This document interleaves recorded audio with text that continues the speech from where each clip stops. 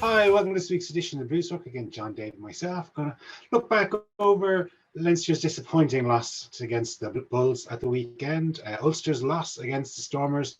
Look forward to the tour to New Zealand and maybe just have a little bit of a sum up of our season to date. So lads, disappointing going down by a point to the Bulls, but I don't know, inaccuracy, mistakes. Where do you start? Mistakes. Well, I was going to say mistakes on both the players, obviously, but also maybe mistakes by the coaching Big time team in their selection, perhaps, or even their use of the bench, as Byrne and Jackman pointed out. I haven't seen any media at all this week about it, but for obvious reasons. But I just felt when I saw Sexton on the bench, it's one of those situations where you're going, well, if he's not fit, he shouldn't be on the bench, and if he is fit, why isn't he starting? It was a real case of, England World Cup 1970 about it. Rest the player. Like I wouldn't say he rested anyone, but like he took them ever so slightly lightly. He just that one selection alone lets the players know, oh well, we're expecting to win this. We're not even starting Johnny. That's how serious it is. James Lowe is named in the side to go to New Zealand now. He may well be out. You don't know. But I'd say if he was 50-50 and it was a final, he'd be tugging out. So he wasn't even in the picture. Again, we know Kelleher is out. Hugo Keenan, I'm not sure about. Well, just to interrupt you there, John. Like the Hugo Keenan one, Cullen at the press conference when there was announcing the team said it was a selection decision. Didn't I think he said that he was good. Hugo was good to go. Now maybe that was Cloak, but maybe it was Cloak and Dagger. I don't know, but like if you have to take him at his word. If the coach says it, Hugo Keenan's fit. I just feel we were mentally off the pace by a few percent, and that's all it takes. We were, as you say, John. I think we were a little bit off the pace. We started guys. Maybe we should have had we had guys on the bench that maybe we should have started. And then when you get to the situation where what was happening on the pitch, the bench wasn't the kind of bench that could correct it. For example, we'll probably talk about it later, but our line-out didn't go well. But if you have, is Sean Cronin going to and it's not always the hooker's fault. It's not all the hooker's fault, but is Sean Cronin going to be a guy who's going to lead a renaissance in the line-out? Don't know about that.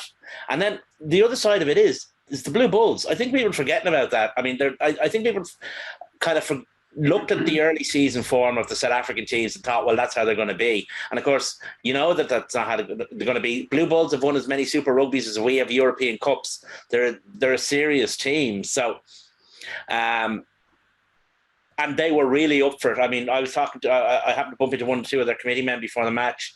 They were really, really up for it. You could see it by the reaction of their players afterwards, by the reactions of their staff afterwards. It was a big win for them. It was a big game for them. So, I think what you had was I'm not going to say the phrase a perfect storm, but you had a lot of factors, a lot of them of our own making, came together. And at the end of the day, the Bulls were worthy winners. I mean, they were the better side on the pitch and they were better side of the day. Yeah, their form was so good. We said it last week. They won 12 out of their last 13 or whatever the hell it is. I think they won away. I'm not sure if it was either the Sharks or the Stormers that they beat at home during the course of the season, like somewhere around February-ish. So, they've. It's not like they've been hiding in plain sight, shall we say. We had no real reason to take them lightly. Having said that, how many times have you seen a Leinster squad and gone, oh, Jesus, he's gone a bit light this week? And then we go out and lash whoever it is out of it. And then, you end up going, how did I ever doubt him? And this is the new paradigm we're dealing with and the new kind of environment we're in. Yeah, absolutely what you say, John. You've looked at the Leinster team and gone, oh, he's gone a bit light this week. but we're not playing Scarlets and we're not playing Glasgow anymore. Of course. And, you know, how, like, the scoreboard, they say, doesn't lie. Well, I think it kind of does lie a little bit, because if you look at that in the paper the next day, not having seen the match, and go, oh, poor old Leinster lost by a point, that's very tough. It wasn't at all. It was lipstick on the pig, that last try, you know. It was we weren't really in that. Well, of course we were in the game. We had a chance to win it, but we made a few bad decisions along the way. Not taking 3 points in front of the sticks in the first half. There was one in the second half we could have kicked. The line out just before James Ryan came back on the pitch. You're going with, like, the biggest man on the field was McCarthy, the tallest man, should I say. And on their side, they've got a few massive, and of course the line out. We've also got 7 forwards, and of course the line out didn't go to plan. Like, we did okay in that sin bin period, right up until that line out just before he came back on. You know, and we had 3 5-meter lineouts. We lost all 3. Yeah, there you go. I don't know whether you watched Against the Head last night, possibly didn't, but they actually had a little piece on one of the lineouts. So Sheen was throwing the ball in, and it was one of the ones that you mentioned there. It was one of the ones up maybe in there 5 or 10 meters from the line, and he was holding the ball above his head for 14 seconds before the call came in. Like, it just looked very disorganized, and, you know, normally, it's particularly when you're under pressure, you get there, you kind of, the quicker you can get that ball in, the less time they have to set and get their dominant line out working. So you gotta play, like, they were experts, like the match against La Rochelle, at slowing the ball down, and we got suckered into that. You're taking 14 seconds to throw the ball into the line out. Why aren't we throwing it in after 3-4 seconds? Keep them moving, keep them, you know, keep them guessing, keep them. We're in a 16-team league, and we've only the 7th best line out. Yeah. You know, we're not hitting 90% on it, and we're at 88 or 87%. Again, as I said before, that'll do you fine against Cardiff or, you know, Edinburgh or Glasgow. It won't do the job against the Bulls or the Stormers or the Sharks. Great for the league, isn't it, lads? I mean, the thing is, I mean, if we're to take our Leinster hats off, it is great for the league. I mean, it really is. I mean, that's what we wanted for so long, is that kind of competition. I mean, that was a European Cup standard game against European Cup standard opposition, like knockout standard opposition. And, you know, we've wanted that in our league for so long. So, you know, we can't get, obviously it's really, really disappointing, but we can't get too snooty when it happens, you know? Absolutely. But again, I was watching. I think it was Against the Head last night, and they were saying it's going to make the league harder. Isn't that good? Isn't that not absolutely, yeah. Exactly as you say, Dave. And it's going to, as they were saying, it's nearly like they were nearly saying it's a negative thing. It makes the league harder to win. Surely that's what you want to aspire to. Anything that's hard to get is worth getting. Something that's given to you and easy, it becomes worthless. You know, I thought the league we won the season before last, it might have been the last lockdown one, or the last pre-lockdown, or the one that was kind of split by lockdown. I thought that league was I thought our win there was pretty facile. Because I don't know if you remember, Jay, final, was it? What? Beat Ulster in the final, yeah. In the final. Yeah. I thought that was the whole season was pretty, even before COVID, it was a pretty facile season, and it wasn't enjoyable. I mean, I said it before. There has to be for sport to be successful. For sport, the reason we love sport is because of that element of jeopardy. Yeah. And over the last 2-3 years, that hasn't been there. It's back again now. You know, we have to be. Meanwhile, though, back at the line out, what I was leading to say when I interrupted myself was that with James Ryan off the pitch, what do you do on a 5-meter line out? You go to the front.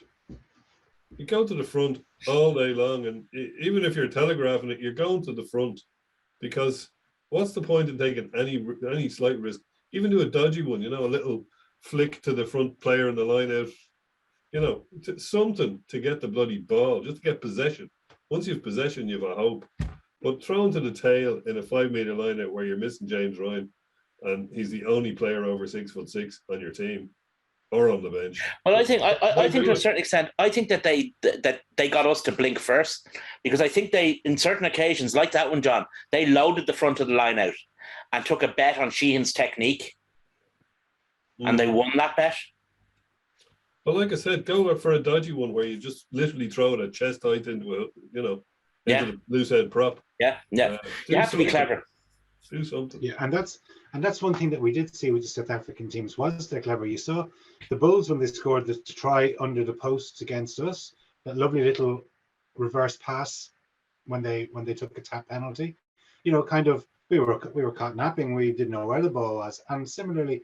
In the other match, the Stormers match, they did a lovely little intricate move off a line out. Now, the try was disallowed for a forward pass, but the build up to that was really, really good, and it showed that they're thinking about what to do rather than like our line out, which seems quite sterile, and just, you know, try and win it and really not use it as, or even try little tricks. I mean, I can't remember us taking a little sly, you know, throw it into the prop or a quick 1-2 with the hooker. I can't really remember. You know, it's all very kind of color by numbers. The ball goes in and we try and maul it then from 15 meters out, and Dan Sheehan pops up at the back of the line out and falls over the line. Yeah, we haven't needed to, Jay. Yeah, well, like, I mean, we gotta get over that.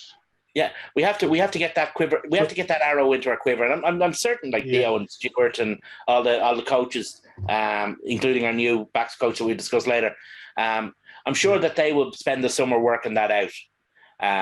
Yeah, well, I hope they do. It's very disappointing right now. Yeah, but one thing it's the first time since 2017 Leinster haven't won silverware. But like, if you go into a game of, you know, and it probably, if like at this time of the year, it was the only competition left that we were in. So therefore, it becomes our most important game of the season. Like next week, we don't have a game now because we gave Johnny Sexton 27 minutes, which is just 1/3 of the game. Now, I get it, he's 37, and I know that the IRFU probably have first dibs, or definitely have first dibs in him, and they're managing his minutes and all that kind of thing. But to give him 27 minutes, and we were losing 24-14 when he came on, and we got back to within a point. I know we scored a try in the last minute to, as John said, put lipstick on a pig, but we did get back. But the point is that Johnny Sexton is our best player. And if you've got him off the pitch for 2/3 of it, you're not in a semi-final against one of the top 3 teams in the competition. We're not really giving ourselves much of a chance. I think, I agree with you. I think our coaching team have a lot of faith in Ross Byrne. Yeah. Now, I fully admit I had a lot of faith in him too. It's diminishing. Not diminishing. It's changing. But you know, they obviously believed he was the right player to finish this job. It didn't work out that way because, I mean, for example, like Ross Byrne is a beautiful distributor. He's every bit as good a distributor as Johnny Sexton. But, you know, does he commit defenders the way that Johnny Sexton does? Because Johnny Sexton is constantly a threat on the break.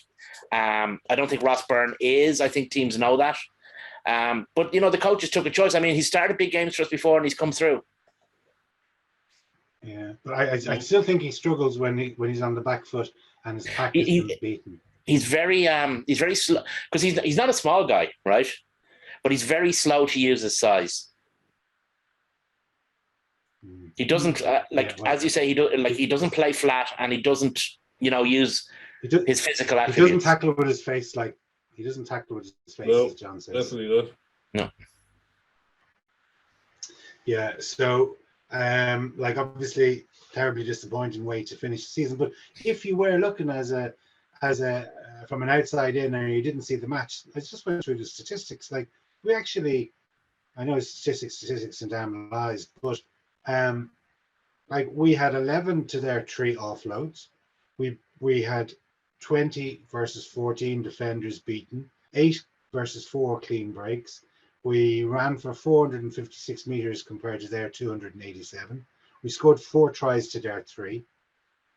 But like I think ultimately, like say things like turnovers, we had 18 turnovers conceded to their 10, and ultimately that's what did it. And I thought once again when the pressure was on us, and I don't know, I mean, like I am reluctant to say that it's a mental thing with the team, but the same thing happened in Marseille. When we came, and maybe we put so much pressure on ourselves that we seemed to freeze on the day. Like we were, against Toulouse, we were singing the praises of Ross Maloney's hands and taking the ball to the line and giving out passes behind his back. Yep. And then when we needed him to hold on to the ball, he fumbles a very easy one. And not only that, he kind of compounds it then by holding on to it on the ground, and they are awarded a penalty, which they slot. Just silly mistakes that I'm sure if he went out again this week for a game, he wouldn't make those mistakes. But when the pressure's on, and in our 2 big games, the one in Marseille, as I said, and the one in the ODS to the weekend, we just seem to be freezing on big occasion. We don't I like would say being favourites. Lots of Irish teams don't like being favourites, but how often have you seen Leinster go out in both attack and defence and look hungry, look like they want to bait the ball off the guys when they don't have it, and looking like they're just going to keep the ball all day when they do have it? It's a mindset thing. I mean, Andy Farrell himself is famous for saying defence is a mindset, but that kind of hunger was more on the bull side than ours. It wasn't. They were the ones who, like you say, they got a lot of turnovers because they were up for it. They were really, really wanted to kick the shit out of us to get that ball. And, now, okay, you can be too fired up. We all know that it's an arc there where you can be too fired up and lose the you need ice in the veins and fire in the heart, all that type of shit. But you do need it's a physical game. You do need to go out there wanting to kick the living shite out of them to get the ball off them, or wanting to kick the living shite out of them to protect the ball when you have it. And we just didn't seem to be at that pitch. The other side is that this is really Ross Maloney's first season as a starter in terms of the Heineken Cup and the end of season games. Normally there's been somebody else there beside James Ryan, but this is his first time he's really been the guy. So there is an element of inexperience there. Hopefully this year we'll have changed that, and next year he'll have all that experience. He'll have that experience. He'll have the things he's learned this year, and he won't be, as you say, Jay. He won't be he won't be as nervous, we'll say. But it's one of these things. There's an element of success is many fathers, while failure is a bastard. So we can't ascribe too much to this team because they lost. Ultimately, all they did was lose 2 games by very narrow margins. Now, admittedly, I agree with John that the last try against Blue Bulls was a bit of a lipstick on a pig job, but they still were narrow margins, and they only lost 2 games. Unfortunately, there were 2 games they couldn't lose. Yeah, Ross Maloney is a case in point. Like he wasn't on the field for that much of the game, and I have to say. What's his name? The young lad McCarthy was great in the game. I can't fault him for his application, but you're talking about inexperience. I think James McCarthy, good and all as he is we've older stuff in our fridges than James McCarthy. So Joe McCarthy. Joe McCarthy. I'm making a hybrid of him and Ryan all of a sudden. So, if you know him as long as John knows him, you can call him James. I know him so well. I've never met him. I don't even know his dad. But anyway, he had a good game and all that, but he's very inexperienced, and he was left on the field as the main second row when James Ryan went off, and that's a lot of inexperience. I think Ross Maloney calls the lineouts, doesn't he? Even when James Ryan is there, am I right? Yeah, I believe so. So that's another one of those things where you're having 1/3 of the game with your lineout caller on the field. Like, hello, there's all these little things that just could have been decided, could have made better decisions. And that gets into the head of the players as well, because the players are in training every day. They know who's the best at calling the line out much more than I do. They know who's the best out half more than I do. And when they see little things like that, it just gives a little bit of a feeling in the head that, oh, well, hold on. I think that we should be able to beat these guys, even if nobody's saying it. It's getting into your head a little bit. So. Well, one other thing, just to tie into that, we were talking about Jason Garden, and I'm sure we'll come back, or Joe McCarthy, and I'm sure we'll come back and talk about it later. But both him and Ruan Nokia have been called up to their respective international squads for the first time. So I think it's a sign of how well those two young players, one from each side, have been going this season. For sure. He's an absolutely mouth-watering prospect as a player. I think someone said to me that he only made his Leinster debut in January. Is that right? Quite possibly. Yeah. That's a stellar projection of a career, isn't it? It's kind of going back to James Ryan sort of thing. Indeed. Yeah. Well, look at. I mean, I suppose we can rake through the bones of it, but unfortunately, that's the end of the Leinster season for now. But there was another game, obviously, the weekend. Ulster played the Stormers in Cape Town. They too scored more tries than their opponents, but lost. I think there was an air of inevitability, though, that the Stormers were going to score there in the last 3 minutes when they were pounding their land. It was very similar to what happened in the Heineken Cup final. Yeah, I think absolutely, yeah. But I think that Ulster were better value for a possible victory than we were in either the Heineken Cup final or the game against the Bulls. I think while there may have been an air of inevitability towards the end, like they were literally a minute away from winning that game. Again, similar to us in the Heineken Cup final, a knock on from a Wesley Fofana's bicep while scoring a try, would have saved both of those games for us and Ulster. But I just felt Ulster were the better team for quite a period of that match. Like I say, they scored more tries. They weren't head and shoulders above them or anything, and I'm not saying that the Stormers didn't deserve the win, but it was a much closer match than our match. And fair play to Ulster. I'd be more sickened as an Ulster fan. While I am very sickened as a Leicester fan, I'd be more sickened to go all the way out there to South Africa and put up such a good show and lose just at the death like that. That's an even bigger sickener in some ways. And I think the red card didn't help Ulster. No, funny enough. That seemed so blatant, didn't it? Like he was doing it right in front of the TV cameras, right in front of the stand, the touch judge. Like he certainly wasn't subtly trying to. In fairness, he's not a player who'll be called up to lead South Africa's space program. It's not the first time he's done something stupid. I mean, he got a fairly decent ban earlier this year, wasn't it, for punching or something? So he's going to be getting another one. I don't think he'll be doing much this summer. Or for next season. And of course, to go with games. Yeah. If like Herring as well, there was kind of a few moments in the game if Herring had have got over, like just when he broke around the side of the ruck and he knocked on, but I don't know. They just, as you said, John, they had their opportunities and they just were unable to take it. But losing Balakoon was a big fight. Losing Balakoon was a big loss to them because he had Stormers frightened. Like, I mean, you could see that they were kind of panicking.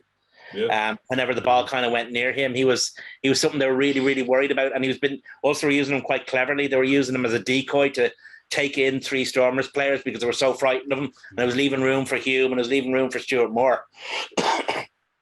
Yeah. But again, losing him was a big thing.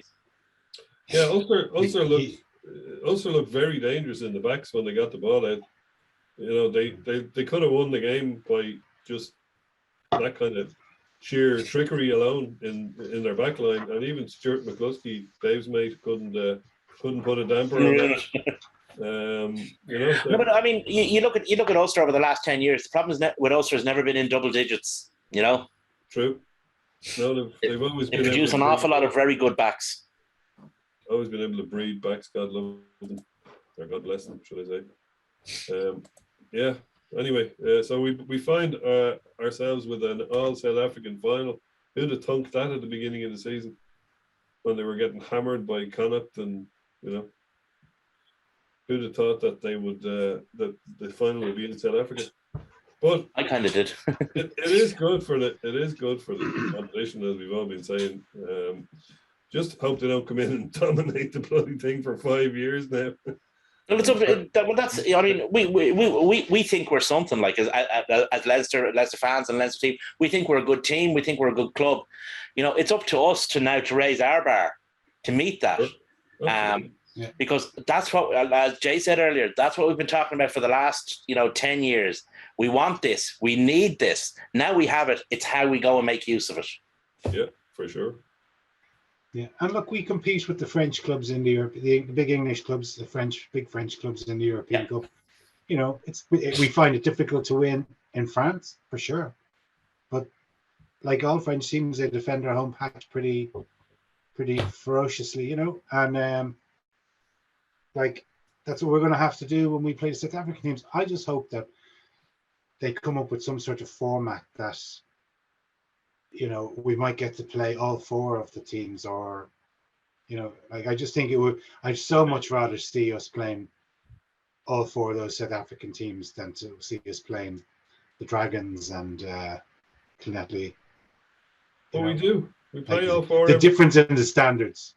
No, what I mean is that we play 4 matches down in South Africa, and each of those sides play in Dublin rather than 2 and 2. If you're to do that and not drop the Welsh or the Italians or whoever, then there's too many. So what? Drop them. Drop them. Okay. It's not that they care. It's not that they care about it. Do you know what I mean? I should point out the benefit Treviso have won a trophy more recently than we have. Good man, Dave. Well done. And they managed to beat the Bulls in a knockout match. They did. But I'm not talking about the Italian teams. I'm talking about the Welsh teams specifically. Especially I'm kind of at the end of my tether with them, to be perfectly honest. Yeah. I mean, I think we talked about it last week. Eddie Butler, basically saying all the players should go and play abroad, and they should scrap the 4 provinces, and all the players go back and play for the clubs, and just have the Welsh National League. If that's the thinking, no wonder there's Brexit, and no wonder there's that's just nonsense. Those are nonsense. I think they have the Prime Minister that is like the borders. I agree with you. The board, you've got a place in Scotland where they had the most passionate and interest levels of their that would rival, I don't know, the most passionate parts of New Zealand for the support of their rugby club. And they'd rather go and watch their local rugby club than watch the professional entity. So you had people with their backs to the pitch that Brian O'Driscoll was playing on. And you had, while they were watching, the local farmer and the local garage owner and vet playing for the local rugby club. Just nuts. Yeah, we cut the borders. I mean, that's or Scotland did. I mean, sorry, that was the team. That was it. Oh yeah, no, I agree. I agree. I know what the point you're making. Most successful Scottish club. This is what happens when the union doesn't put the foot down. If you allow, there was a bit too much independence there. In fairness to Scotland, they've got their 2 professional entities seem to be okay. They're not as good as they have been in the past, and they're going through a bit of a trough. But you can see all the stuff around the clubs. They've got the grounds right now. I mean, for years we were going from pillar to post to watch Glasgow. You didn't know, is it in Firhill, is it in Hewenden, is it whatever? And now they've got Scottstown, and that's nice. And then Edinburgh, they've got kind of mini Murrayfield, and they've done a really good job there. Great venue. Yeah, I think it's a great venue, and I think they've done the right thing there. They've got the right size stadium for the crowd, and they're building up a community there. So I mean, you can't blame Scots. Scots have made the effort. The Welsh, we've bent over backwards for them. We've done, and I'm kind of losing patience with Wales. I really am. I mean, they've had their chance. Either they buck up or they fuck off, quite frankly. But it's always someone else's fault. It's Oh, yeah. always they blame Leinster, or they blame the Irish clubs for not bringing their internationals. Yet when we do send our, let's call them our second 15, we still win predominantly over there. So surely if we don't take the league seriously as they would consider it, how come there's been practically an Irish winner, with the couple of exceptions, with Clonetly winning it, with Glasgow winning it, but and the Ospreys winning it a few times. But it's predominantly, since this league is introduced to guts of 20 years ago, it's predominantly been won by Irish teams. Yeah, well, look, they want to go out, they want to run off with the one thing they do go on about Irish teams is about having an unlimited budget, which they seem to believe we have. Yes, Leinster are spending more than the four regions are. They're even spending more than Ulster and Connacht are. But it's not that much more, A. And B, it's not as much as everybody seems to think it is. And B, we are spancelled in other ways, or we're held back in other ways than a budget. Some people seem to think all it is a budget. Saracens spent a lot of money, broke salary caps, but that's not the only reason they were so good. They had some great coaching. They had a great spirit in their team. They had a lot of stuff right. They developed a lot of their own players as well. Very good academy. They had a great academy. They got a lot of stuff right. They used their money well. You could put that money into Cardiff, it'd still be shite. You know what I mean? I'm not joking you. It's not just money. I'm not saying they wouldn't be better. Of course they would. But it takes more than money to do these things. Yeah. But here's the thing. The thing is, whatever about the money, whatever about the budget, they have the system they chose. Nobody imposed this system on them externally. The Irish didn't make them choose the system they have. The Scottish didn't make them. The English didn't make them. The French didn't make them. This is the system that Welsh rugby chose for itself. So if it's not functioning, it's looking inwards. They should be, not at everyone else. True. Yeah. True. Anyway, let's I give you waste too many cycles. Sure, I just want to make one further point.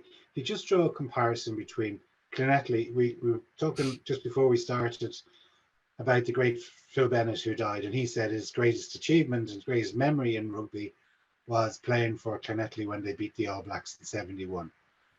So that's a rugby club that's over 100 years old, has a great tradition, beating the All Blacks 50 odd years ago. It was a club that was filled with, it was a small working class town, but the whole town got behind it. Now, we've all been to Clonetly. It's a small working class town, but the crowd doesn't get behind it because they moved out of their old traditional of Stradley Park. They moved up the road to a shopping centre. People haven't bought into it. But you look at the difference of La Rochelle, again, a small working class town on the sort of the fringes of bigger places. Country. And they have, it's 80,000 people live in La Rochelle, and they completely bought into that club. They have one of the largest selling jerseys in French league. They have, you saw the pictures of the homecoming for the team when they won the Champions Cup. That town is 100% behind the club. And you compare and contrast it to what's in Clonetly, and they couldn't give a damn. Sometimes you can count the number of spectators in Parky Scarlets. I think I tend to be less. I tend to be less harsh on Clonetly than I would want, say, Cardiff. Clonetly, there are genuine economic issues there that have been exacerbated for their supporters by the movement of the club, Jay. But at the same time, they've never. I mean, look. If you're going to do something, you do it all the way. You don't do it at all. And the Welsh did not do regionalisation all the way. They half-assed it, and now they have a half-assed situation where that they're only into the European Cup because it kind of.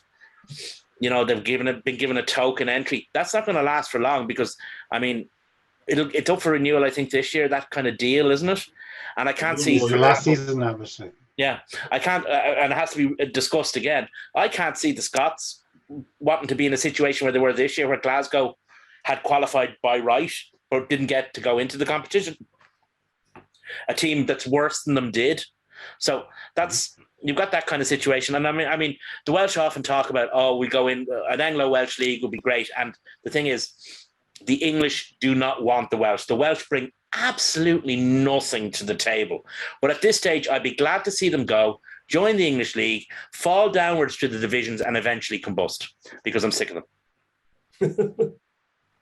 But that's what happened. I mean, they joined... If they were to join if there was an Anglo-Welsh league, the English clubs with more money, etc., would strip their players, and the clubs they'd end up like, there's great names there's great names of English rugby playing amateur rugby these days. Coventry, Blackheath, Richmond. That's where they'll end up. Yep. Well, anyway, meanwhile, we shall see. We shall see. But anyway, look. That sort of draws a line under the Leinster season. I'll come back to them a little bit later, but obviously today the Irish team was announced for the tour down to New Zealand. Probably going back to the old days of having 3 test matches and a few touring matches as well, but like pretty full on tour, 3 tests and 2 games against the Maori. But he picked a squad of 40 players, 20 of which are Leinster. A couple of notable exceptions. We mentioned both of them earlier. Ross Maloney didn't make it, and neither did Ross Byrne. Yeah, Ross Maloney, I kind of... I feel worse for in some ways. I mean, Kieran Treadwell, what did he do to get to... Well, I suppose what he did to get ahead of Ross Maloney is be already capped. Because I'm not sure that he's in better form. But, quite often it's harder to get into the Irish team or to get out of the Irish team than it is to get in, or whatever way around that one goes. But, I don't. Maybe it's because I'm a Leicester fan and I see Ross Maloney the whole time and I don't see Kieran Treadwell the whole time. Maybe he's tearing shit up that I haven't noticed. But, I think Ross Maloney should be in there. But he's a guy that Andy Farr would have a lot of, would have a certain amount of knowledge of, because Joe Schmidt loved Kieran Treadwell, had him around the place all the time. So Farr would have known him from working with Joe.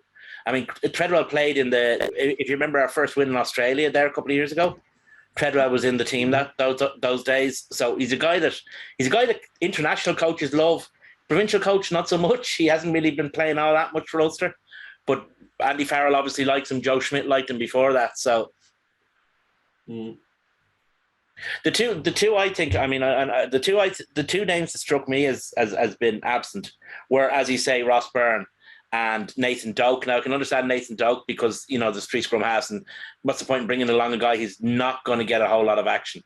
And Ross Byrne, I think that the coach, that Andy Farrell again, I think he prefers Harry. I think he prefers somebody that bit more physical, that bit more of a running threat. Running threat, excuse me, running threat, yes. Physical? Well, he takes the ball to the line, John. I mean, to be perfectly honest with you, I mean, if we were going just purely on, if the team were only picked on form, and no team is ever picked on form, ever. The idea that it ever would be is patently ridiculous, because you have guys who know who'll do a job at you. I mean, but if it was on form, would Joey Carberry be there instead of Billy Burns? No. With Conor Murray? No, probably not. Instead of Nathan Doak, probably not. So the coaches have guys that they know will do jobs to them. They know Andy Farrell knows that Conor Murray will do a job for him. He knows that Joey Carberry will do a job for him. He knows that Kieran Treadwell will do a job for him. I mean, the idea that we can take 40 players to New Zealand and still have a bunch of guys behind that we're thinking, why didn't they pick him? Why didn't he pick him? And there's a couple of guys injured, etc. It shows the strength that's been generated in Irish provincial rugby these days. Mm-hmm. Yeah, for sure. Mm. Ross Byrne, I just feel like he's trusted at Leinster, but they see more headroom in Harry, maybe. Yeah, I think so. Yeah. That's about it. Harry could end up like Joey Garbury, though, getting the breaks, but not taking advantage of them. Hopefully he does take advantage of them. We'll see. Jury's out. But can you honestly put your hand on your heart and say, Jesus, when he came on, he lit up that game?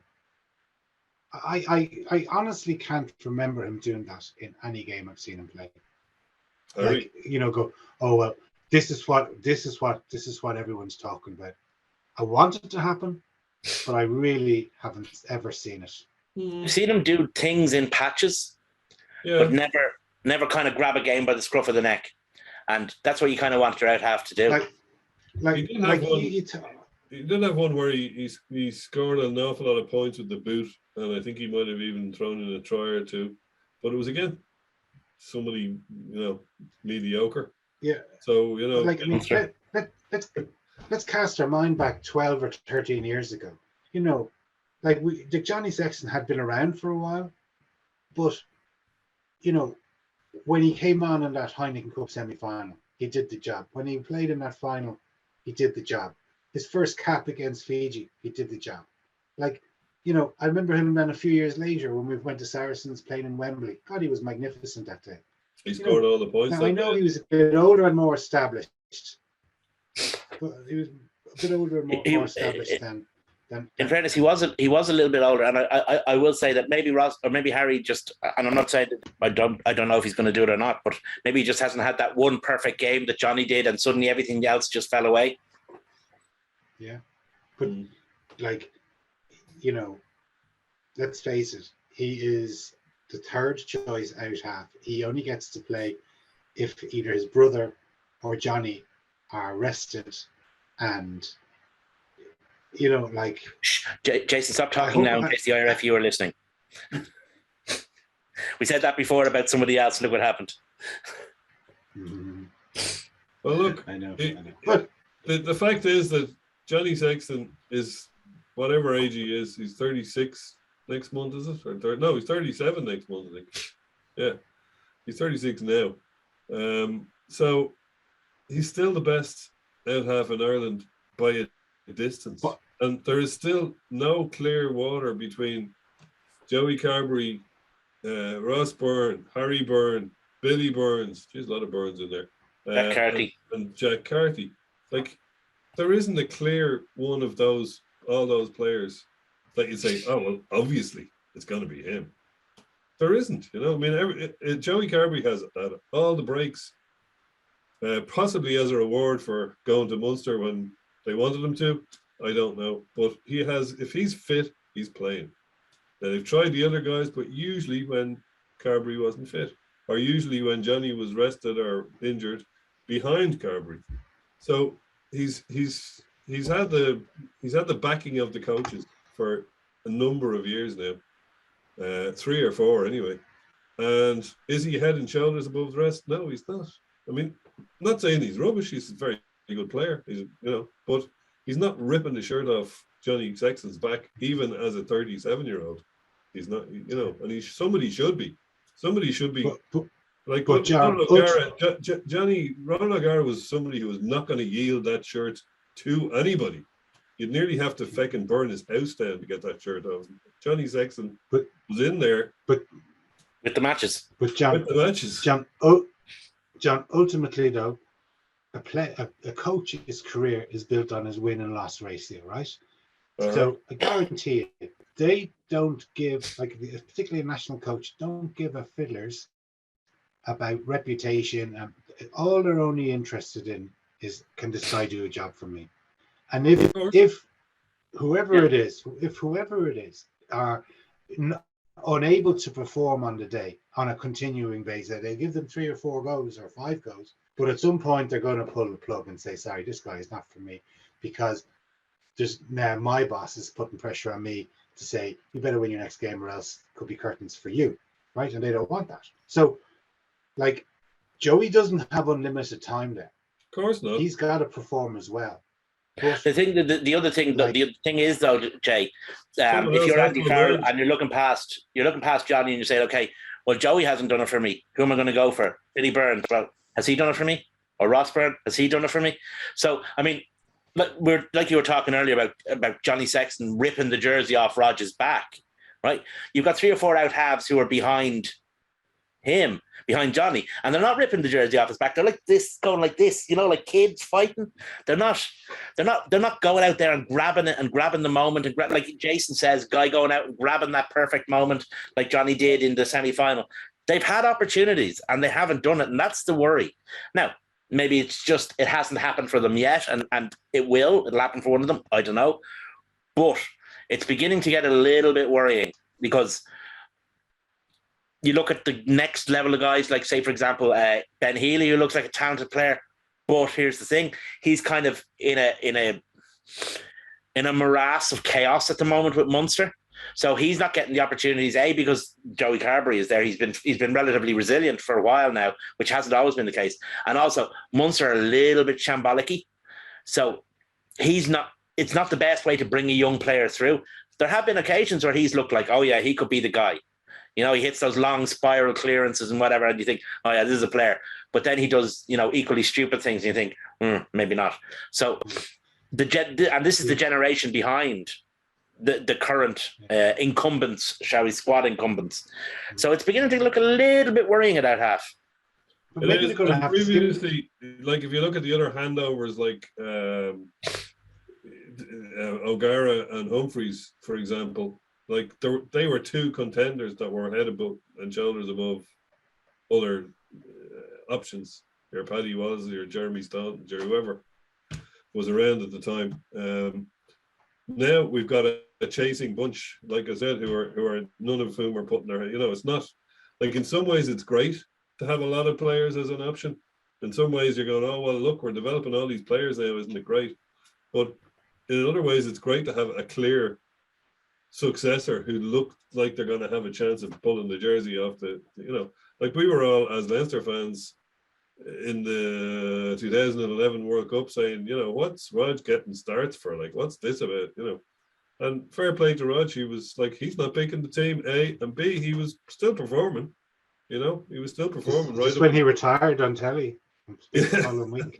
And then was told he couldn't. But like, I've the height of respect for him as a player and also as a coach. But there is no one now who's having that effect on Johnny that he was having on Rog. There's no one that's doing it, and that's the worrying part. It is worrying, but correct, and you're dead right, John. And the time bomb is ticking now, because we have 1 year and 3 months until the World Cup, and then Johnny's done, right? So, like, I don't know what they're going to do, because as we've all said, there's no one putting their hand up and saying, I'm going to take that jersey, or this is for me, this is my time now. And maybe they're going to have to skip a generation, and say the Carberrys, even the Harry Byrnes are like, they haven't done it. So maybe you've got to go right down and look at who's coming through below them and say, put our time and money and investment into these guys. Because I wouldn't be surprised if that's why Hawkshaw was moved to Connacht, where he's got a clearer pathway. You've got Ben Healy in Munster. You've got Charlie Tector here in Leinster. Maybe that's kind of part of the thing. And Crowley as well in Munster. Yeah, you've got Crowley as well. Who's the guy that went up to Ulster from Munster? Bill Johnson. And disappeared. Johnson. Yeah, I think he's moved on again. I think he's playing in England now. He went to England or Ealing. I think he's a Trailfinders. Yeah. Something like that. So it's a worrying situation because nobody's making that grab for the shirt. I mean, Rog mercilessly undermined David Humphreys when he wanted the jersey. Ronan O'Gara Sexton mercilessly undermined O'Gara when he wanted the jersey. I don't think any of the guys have the mental strength to even look at Johnny at the moment. I mean, and here's the thing: if Sexton's form falls off a cliff 50%, right? If we go into the World Cup with Sexton playing 50% as well as he can play, he's still probably better than everyone else. That's the scary thing. There's a real. It's like Bill Hicks used to say: You know about how the Iraqi army were the 5th biggest army in the world, and Bill Hicks used to say, "Well, after the first 4, there's a real fucking drop off." True enough. True enough. Okay, so boys, we're going to draw a line under the Ireland thing and just come back to the Leinster thing just for a bit, right? So obviously the season's over now, so it's usually at this time of the year we say goodbye to quite a few players, and there is actually quite a lot of players that are departing the Leinster shores. Adam Byrne, Peter Dooley, Jack Dunn, David Hawkshaw, Rory O'Loughlin, Josh Murphy, and Conor O'Brien were all name checked in the email you would have received from Leo Cullen today.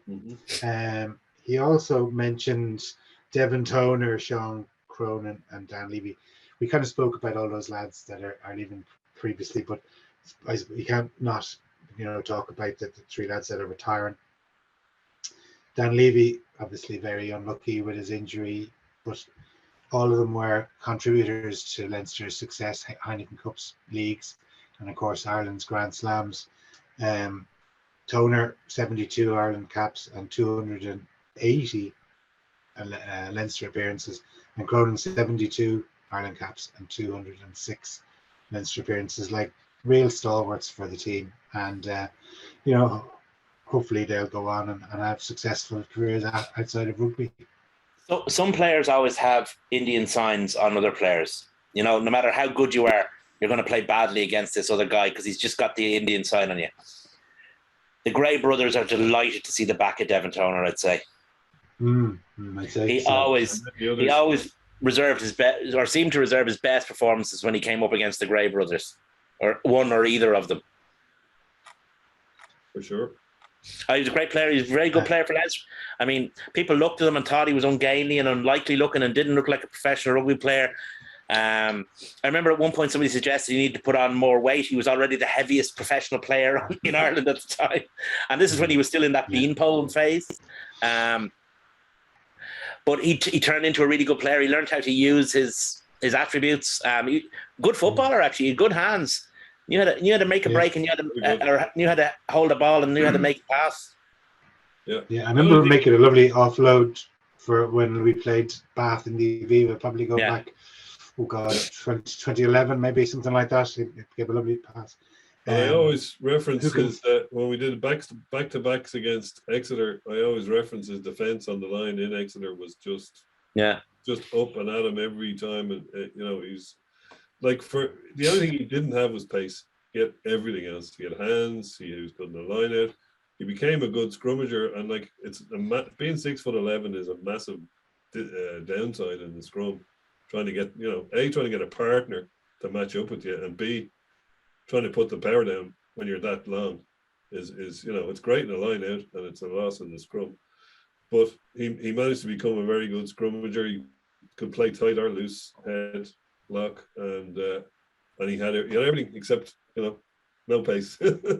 But as a second row, it's one of the things you do not necessarily need. It's a nice to have rather than an essential. One lad that had searing pace was Sean Cronin, who probably was certainly looked like he was the fastest man over 10 meters when he got a bit of space in the centre. Sean, I can remember him scoring some.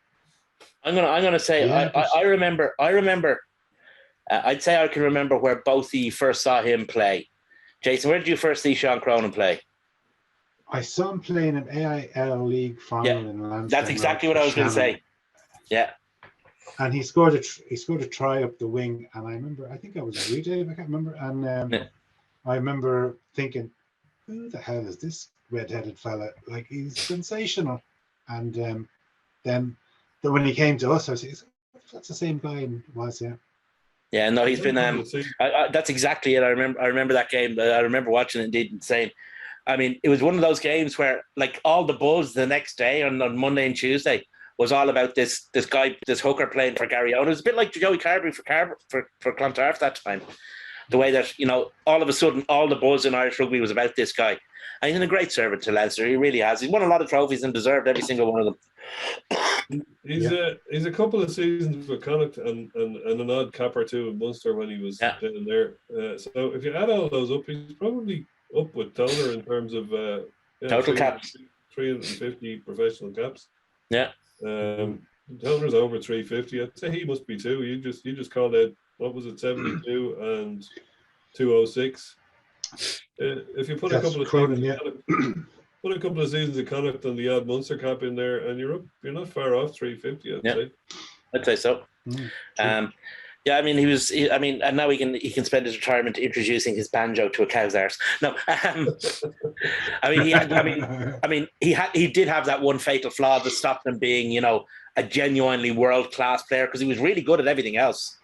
He was a good scrummager. He became a good hooker, which was a skill he had to learn, because he was from a generation of hookers who didn't have to hook the ball, but he had to learn how to do it, and he did.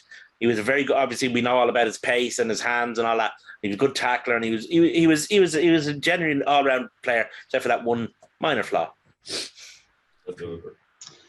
Yeah, and of course, the other lad leaving or retiring is Dan Levy. Of course, Always sad to see a guy have to go so sadly, young. Sadly, had to. Yeah.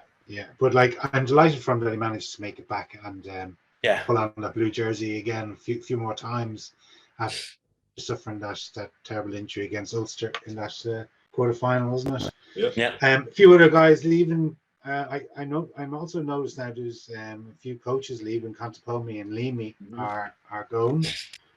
Sean O'Brien coming back to Leinster. That'll be exciting. I'm sure there'll be a lot of fire and brimstone in the changing rooms if he starts giving. And of course, Andrew Goodman, who played for Leinster between, I think, 2012 and 2014. He can make a huge amount of appearances, because I think, did he break his arm? Was it his arm? No. Yeah, he broke his arm, I think, in his second season. He was a good player for us. He was a very good footballer, actually. Yeah. He was that kind of classic New Zealand 10-12, He was a really good footballer. He could kick the ball, he could run the ball, he could tackle, he could pass. He was a big lad, he was tough, I think he was a very good player for us. Yeah.